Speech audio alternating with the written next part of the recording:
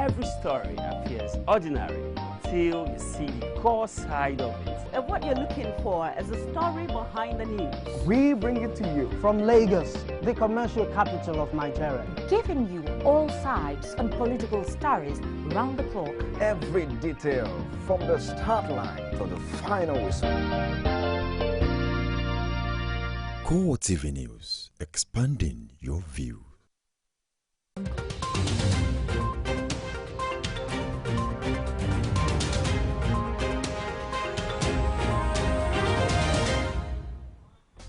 Hello there, welcome to CoreTV Primetime News, broadcasting live from our Lagos studio. I am Abosede Omowi. Our top stories tonight.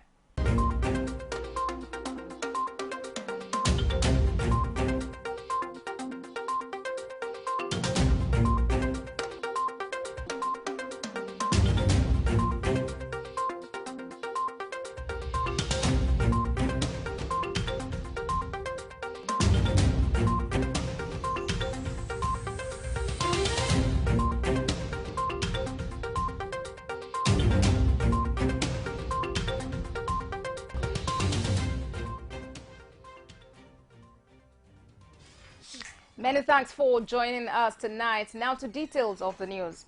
The House of Representatives Committee on Crude Oil Swap has summoned former Minister of Petroleum Resources, Diezani Alison Madueke, to appear before it on March the 2nd in connection with the $24 billion crude oil swap contracts. The committee, which is headed by Zakari Mohammed, dispatched the letter of invitation to Alison Madueke on Monday, February the 22nd. The former minister is expected to explain how she extended contracts for crude oil worth $24 billion without valid agreement. And another report, Commission of Inquiry set up by the Kaduna State government to look into the Nigerian Army and the Islamic Movement of Nigeria clash of last December in Zaria, said so far the commission have received over 100 memorandum. Members of the Islamic Movement in Nigeria, the Shiite, have however shunned the Judicial Commission of Inquiry public hearing, while personnel of the Nigerian Army were on ground to tell their own side of the story. And in another report, lawyers to the Islamic Movement of Nigeria were not present at the sitting of the panel, but were said to have written to the commission of their inability to submit memorandum due to lack of access to their leader, Sheikh Ibrahim Zazaki, whose directive they needed to obey and work with. Mohammed Sani Katu is the counsel to the Jamaatul Nasri Islam, JNI, an umbrella body of all Islamic bodies in Nigeria. He pleads with the commission to grant members of the Shiite access to their leader so they can also appear before the panel of inquiry. In other news at this time, former Borno State Governor Ali Modu Sheriff once again says he has nothing to do with the formation or the running of the terror group Boko Haram. Sheriff, who is the new national chairman of the nation's main opposition party, the People's Democratic Party, PDP, says the Australian who allegedly linked him to the formation and running of the group is a paid hatchet man, adding that he is also a victim of the group, having lost his brother to the group.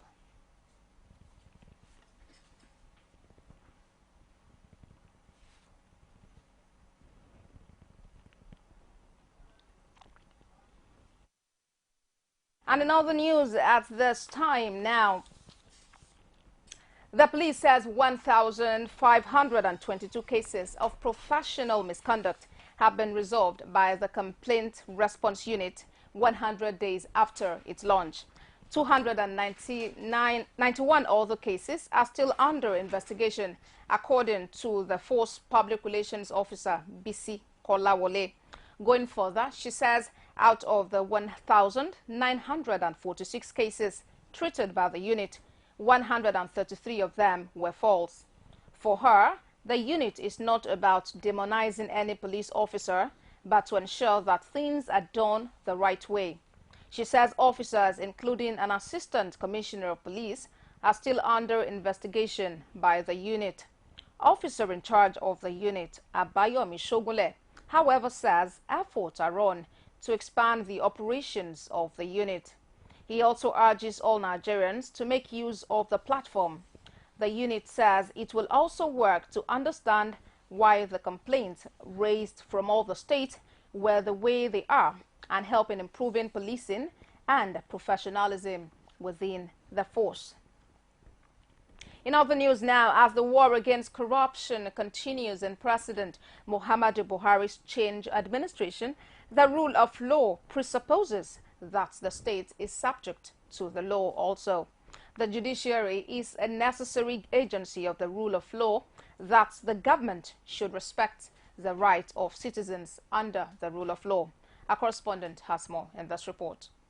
Judiciary, the last hope for the common man, assigned to adjudicate issues and legal matters between persons, government and private bodies. In a flagship program called Digest, the issue of the rule of law and administering justice was brought to bear as the government wages war against corruption. We have seen in the past, EFCC will arrest somebody, come out with 200 count charges, 150 count charges, they cannot even substantiate one. So that is the problem. The court is dealing with what is before the court. And kudos to the new Inspector General of Police, who is trying to reform the police by saying, try and get your facts first before you prosecute somebody. As the federal government intensifies efforts in the fight and recovery of looted funds, Ahmed Abbas says technology and intelligence need to be deployed. For example, if you say the judges are corrupt, we need evidence. A judge is a public officer. If you have houses scattered all over the world and we value these properties, and these properties are running into billions of naira, with concrete evidence, they should be confronted to explain to the nation how they amass such a wealth when they are public officers. How did you get to amass wealth and assets worth billions of naira? It will require manpower and technology. Callers in the program also have this to say. This question is to the lawyers anyway, the barristers. I want to know why they go ahead to defend an accused person, even after the person has maybe opened up or confessed to them that he's actually guilty. Why would they go ahead to defend such persons? If really the present government really wants to fight corruption, they should remove immediately from our constitution. Because the level of corruption in our country is because they know that immunity covers them when they committed this crime. And again, they should make a law that we said that we prohibited anybody who publishes false information to be punished for it. It is hoped that the judiciary will continue to follow the rule of law as the Buhari-led administration intensifies efforts in the fight against corruption. Now, the nation's security situation is beginning to demand more hands on deck and deepening. Therefore, broadening the horizon of intelligence profile is no longer a matter for levity. The course 9 participants of the Institute for Security Studies have been paying a visit to the President of the Senate, intimating him on the new security approaches that should see expanded security strength. The Director General of the Institute, Peace Seyefa, says the Institute is beginning to incorporate more security agencies, including the Nigeria Security and Civil Defense Corps, the Road Safety, Immigration and Customs Services, for a robust attack on threats against the nation's security. In response, Senate President Bukola Saraki notes that addressing the challenges facing Nigeria should be a collective responsibility, adding that it is time to start building institutions that should outlive anyone in moving Nigeria forward. And now, the Minister of Interior, Lieutenant General Abdulrahman Dambazao, has left the country on a 3-day work visit to the Republic of Cameroon, Chad, Niger and Benin as part of moves to combat the Boko Haram insurgency. In a statement on Monday in Abuja, the press secretary to the Interior Minister, Osagbovo Ehisime, discloses that Dambazao is accompanied by the Inspector General of Police, Solomon Arase, the Controller General of Nigeria Immigration Service, Martins Abeshi, the Director General, National Emergency Management Agency, Mohammed Sani Sidi, and other top government officials. He says the visit is to consolidate on President Muhammadu Buhari's earlier visit to the Lake Chad Basin Commission countries to discuss the need to tighten security within the region. The press secretary says the delegation would meet with the interior ministers of the host countries in order to strategize on tackling internal security threats, especially those with cross-border effects. And now the Inspector General of Police, Solomon Arashi, has continued to campaign for community policing, community partnership, and police-civil relationship. Arashi, who made the campaign during his visit to Imo State Police Command in Owerri, says community policing is a key policing strategy that would curb the menace of crime and other criminal-related issues in the country. The IGP urged the officers of the command to partner the general public and the grassroots to enable them get useful information that would help in fighting crimes. While thanking the IGP for the visit, the State Commissioner of Police, Taiwo Lakano, informed Arashi of some of the achievements of the command and measures that are being put in place to checkmate the activities of criminals in the state. You're still watching CoreTV Prime Time News. We'll take a quick break now, and when we return, we'll bring you more reports. Do stay with us. The Federal Inland Revenue Service FIRS calls on all corporate organizations operating in Nigeria to register for the purpose of payment of taxes and obtain a tax identification number TIN. All registered companies must obtain a tax identification number immediately from the nearest FIRS office. You can also collect and return tax registration forms from the Federal Inland Revenue Service Engagement and Enlightenment Tax Teams, FEET, on compliance checks exercise in your area. A company which is yet to commence business after at least 6 months of incorporation must pay a pre-operational levy of 20,000 naira in the first year and 25,000 naira for subsequent years to obtain its tax clearance certificate TCC. Note that filing and payment of VAT and withholding tax returns must be done on or before the 21st day of every month. Register for VAT. File all tax returns as and at when due. Be a responsible corporate citizen of Nigeria. It pays to pay your tax. This message is from the Federal Inland Revenue Service.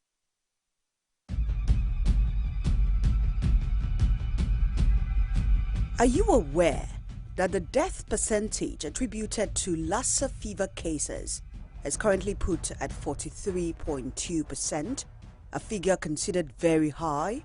Lassa fever, an acute viral illness characterized by high fever, muscle aches, mouth ulcers and bleeding in the skin, is harbored by rats and spread to humans via the urine and droppings of rats. To prevent Lassa fever, avoid any exposure with rodents, rats, as well as food and objects contaminated with rat secretions and excretions. Report all suspected cases of Lassa fever immediately to the nearest healthcare institution.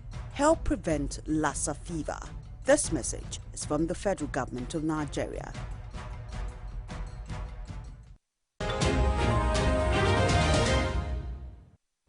Welcome back. You're still watching CoreTV Prime Time News, broadcasting live from our Lagos studio. A recap of our top stories.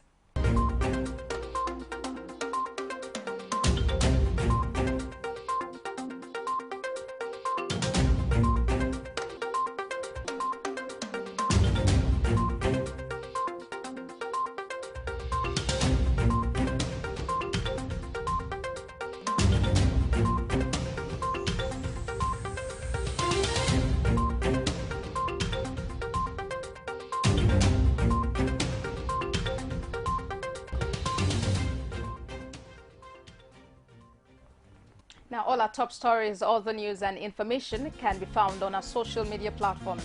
Facebook.com/CoreTV News and on Twitter at CoreTV News NG. Also on our YouTube channel, youtube.com/CoreTV. Leave a space, the news.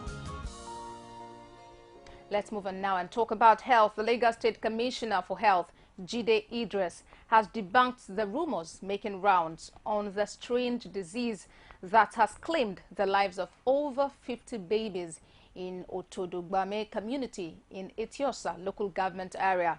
While speaking at a press conference on Monday, The commissioner claims that the test results reveal the outbreak is actually measles and not febrile rash illness as earlier thought.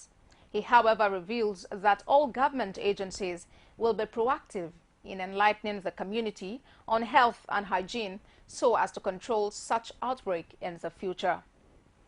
We also took blood samples from the ill children, some of them, and throat swabs, just to investigate to actually find out the real cause.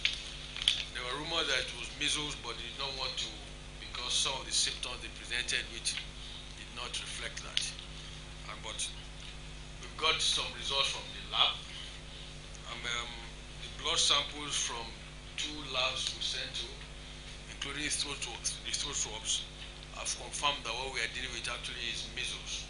Cause of this has to do with environmental sanitation in that place, the slum area, and then a lot of environmental sanitation personnel were totally off course. A lot of public defecation, the water system was contaminated, because part of the sample of water again recorded a lot of untoward bacteria and organisms in the water supply that makes it very not potable for now. Now from Ekiti State comes this report that 16 of the 21 students of Afe Babalola University at Ekiti remanded for alleged involvement in the February the 7th riot have been freed. The students finally gained freedom on Monday after the Ado-Ekiti Chief Magistrate Court struck out the cases against them. The Department of Public Prosecution had presented the affidavit and letter of apology to the court, thus presenting a ground for quashing it of the 5 others still held in custody. 4 have charges bordering on arson and burglary, while the last person is still remanded because his parents declined signing the affidavit. The withdrawal was based on the letter of apology signed by all the parents and the affidavit of fact deposed to by the respective parents. The affidavit is holding the parents and not the kids. If somebody says, we all know what the hearsay evidence is all about, Section 37 of the Evidence Act. Who is the deponent? Who appeared before the commissioner of oath? That's what the law is looking at. Some of them, exactly 1 out of them, his parents did not sign any letter. This shows that there was no compulsion. Nobody compelled anybody to sign any affidavit. The parent deemed it fit not to sign the affidavit, and we just separated the person so that we can go on with the prosecution. And some of those people have been expelled from the school. The other 5? Well, we can't say. You know, like I said, the intention is theirs. Again, they applied that they should not be remanded in the prison custody. My thinking is that they have a reason for that, maybe for accessibility. Updates there on the crisis in Abwad that Afe Babalola University at Ado-Ekiti. Now in other news, the Bauchi State Governor Mohammed Abubakar has been challenged to comply with the agreement reached with the National Union of Bauchi State Students, NUBAS, even as the latter has rejected an 18-seater bus worth 7 million naira donation from the governor. President of the union, Mohammed Gamawa, says he and his colleagues are dissatisfied with the state government about non-payment of scholarship, adding that this is just the beginning of the protest. He says the union members will come out and block the streets and even the government house if the authorities fail to heed. Governor Abubakar had, during a meeting with NUBAS delegation in December 2015, promised to pay unpaid and current scholarship allowances of Bauchi State students, as well as donate a bus to the union when he hosted the delegation of NUBAS in his office. However, the student body says nothing was heard from the state government over the scholarship until when the governor ordered the release of the bus. Hence, the decision of the president to reject it, saying he has nothing to do with the bus. And now, Lagos State government, in conjunction with the Women Affairs and Poverty Alleviation has urged Nigerians and Lagosians to join the fight to end violence against children in the build-up to the launch of the End Violence Against Children campaign. The Commissioner for Women Affairs and Poverty Alleviation, Lola Akonde, says the sensitization becomes necessary to protect children as the future of Nigeria. Our correspondent Victoria Solomon files in her report, presented from our studio. As a center of excellence, we are going to start. We're the first state to start. Domestic violence has become a threat to the Nigerian society, and women and children are usually the most assaulted. The Commissioner for Women Affairs and Poverty Alleviation enumerates steps being taken by the Lagos State government to address this ugly trend. For those around any area where a child is being assaulted or is being inflicted with injuries, neighbors must be able to rise up to these challenges. They must rise up, make a call, and once they make a call, we will protect their identity. United Nations Education Fund, UNICEF, as always, will lend its support to protect vulnerable women and children, according to the country representative, Rosalind Akiroye. Putting so much publicity so that there's awareness created and people are ready to understand and know what violence is, what is discipline, what is violence, because a lot of people hit their children, and we've heard cases of maiming, even death, as a result of discipline. So that's why we are bringing this to the forefront, so that people know that no, violence is not good, violence hinders development, violence is harmful to the children. Government also plans to fight this scourge until it is stopped. It is in furtherance of the urgent need to tackle the issue of violence against children that the Lagos State government, in partnership with UNICEF, will be launching the End Violence Against Children campaign on Wednesday, February 24th, 2016 at the Federal Palace Hotel from 10 a.m. The event clearly underscores the significance attached to end all manners of violence acts against children. It is a mission that the administration of His Excellency, Mr. Akinwumi Ambode, is wholeheartedly committed to. As the End Violence Against Children campaign launches on Wednesday, February 24, it is hoped that Nigerian children will enjoy better protection by all and sundry. In other news at this time now, with the existence of the thrift business on one hand and the banking system on the other, different categories of small-scale business owners find themselves operating either or both money-saving system. And despite Nigerians' concerns about bank charges on transactions in recent time, many traders still express optimism and support for conventional banking system.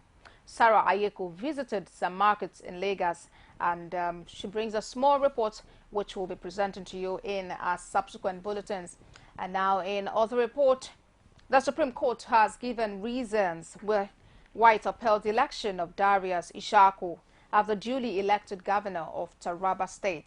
Justice Bode Rhodes Vival, who dismissed the petition of Aishat Al-Hassan of the All Progressives Congress APC on February 11, 2016, said she lacked the locus standi to complain about the primary election of the People's Democratic Party that produced Ishaku as its governorship candidate, since she did not participate in the said primaries. The Apex Court further holds that all the issues raised by Al-Hassan in her petition have been settled by the court, as no person is allowed by law to call for the cancellation of an election he or she did not participate in. In other news, former Borno State Governor and new national chairman of the People's Democratic Party, Ali Modu Sharif, says he's taking over the party with a mandate from the leadership and members to reposition it as a truly national party. The former Borno State Governor, who also undertook his official assignment as national chairman of the party by welcoming a delegation from his own state. And in all the news at this time, we'll take a quick break. And when we come back, we'll bring you more reports on CoreTV News this hour. You can now watch CoreTV News live from anywhere in the world on our website, www.coretvnews.com. Click on Live TV on our website and watch us live. And welcome to CoreTV Primetime News. To follow us on Twitter, click on Twitter icon on our website. On Facebook, click on the Facebook and YouTube to see all our previous news production. You can also watch us live on YouTube. Click CoreTV, leave a space, then News. CoreTV News, a 24-hour news station.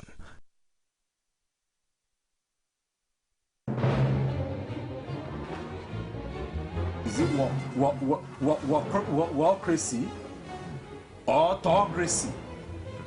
Or what type of crazy is that? Except crazy. News making the headlines. Black Maria is to carry criminals, trading looters that are in government today. Sometimes it gets confrontational. Slap you in the face. They don't put words into my mouth. Whatever it is that will bring our military to disrepute.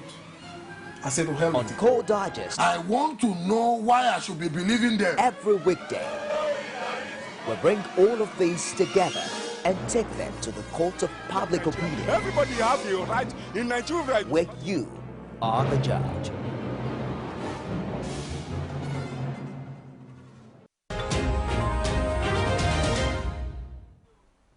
Glad to have you join us again on CoreTV Primetime News today. Now to report from outside Nigeria, Ugandan opposition leader Kizza Besigye has been arrested by police just as his supporters plan a march to protest against the results of a presidential election.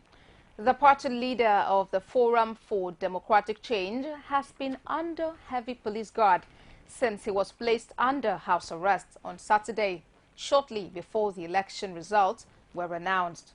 Besigye was arrested on a separate occasion during election week when he tried to hold a rally in the center of the capital, Kampala, and also on election day as he tried to show journalists what he said was a vote-rigging operation in a suburban house. Following today's arrest, police issued a statement saying he had planned to form a procession from his house to the Electoral Commission, but he needed prior permission to stage such an event. A United Nations task force in charge of discussing a peace deal in Syria has reached an agreement to cease hostilities between the Syrian government and opposition groups. High-level sources from a number of countries confirmed that an agreement was reached between the co-chairs of the task force, Russia and the United States. The development could pave the way for further talks and possibly a ceasefire between the rebels and the government of Syria, President Bashar al-Assad. The agreement calls on all sides to sign up to the agreement by midday on Friday, February the 27th, and to cease hostilities by midnight the following day. The deal excludes the Islamic State of Iraq and the Levant ISIL group and the Al-Nusra Front, which are listed as terrorist groups by the UN Security Council. And now Greece says it is taking action to persuade Macedonia to take in Afghan refugees as thousands remain stranded at the border and the main port in Athens. The junior interior minister for migration, Yanis Mouzalas, discloses that they have begun diplomatic moves and they believe that the problem will be solved. He said Athens is seeking to exert pressure at the European and bilateral level, but did not specify the steps it was planning. About 5,000 refugees are stuck at the border with Macedonia after the neighboring non-European states refused to allow passage to Afghans. And in other news from outside Nigeria, a series of suicide bombs near a Shia shrine in Damascus and in Homs have killed at least 129 people on a day the U.S. and Russia claimed progress in securing a ceasefire to end the Syrian conflict.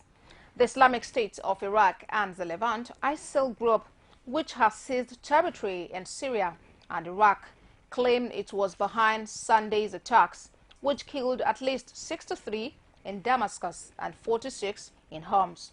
The official government news agency, SANA, discloses that a car bomb followed by 2 suicide attacks in the area of Sayyida Zainab Shrine killed 83 people and left 178 others, including children, wounded.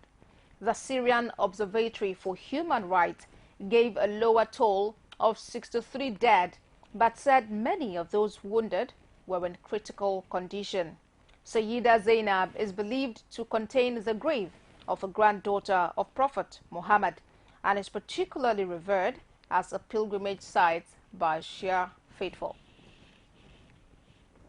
And now to sports. Power style, and that's what he delivered.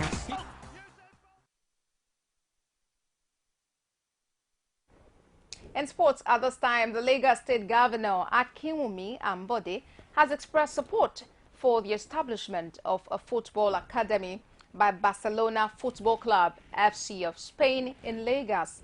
The governor made while receiving the senior management staff of the football club at the Lagos House in Ikeja, pledged the maximum support of the government in ensuring the successful take-off of the project.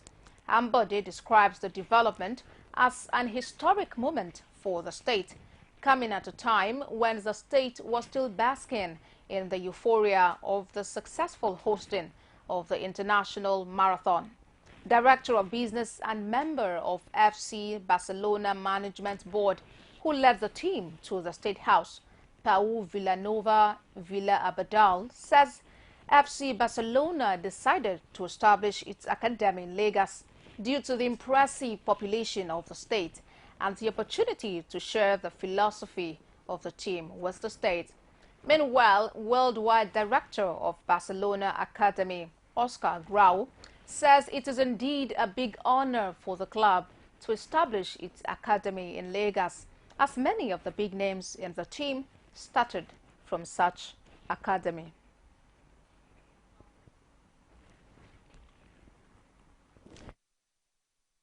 Look at our top stars.